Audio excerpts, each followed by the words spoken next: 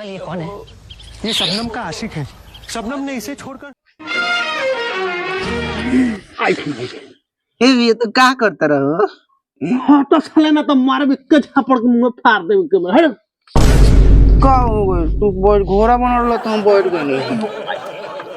आए तू घोड़ा बना रहा तो बैठ गए हम नहीं। घोड़ा बना रही है। तो का बना रहा?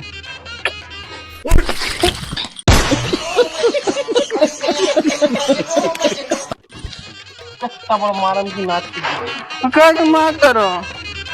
हमार पेट दुखाता तो हम जिम करता नहीं है। काहे पेट दुखाता? खाली हो गए पादे के मन करता। जानते रहो हम लोग नु दवाई बाटे ले आई। दवाई बा हो ले आओ दो।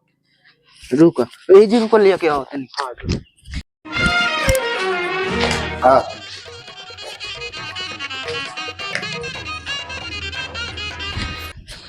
हाय पकड़ दवाई अब पी के एकदम टनटना जा।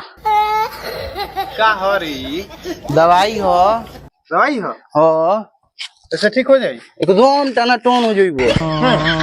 लाल उल्टा सीधा परावत रहे ना हमेशा।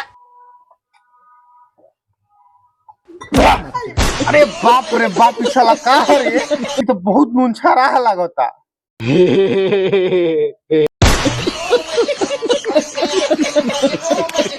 जानते रहो तेरा नहीं दवाई ना लो बेकार है।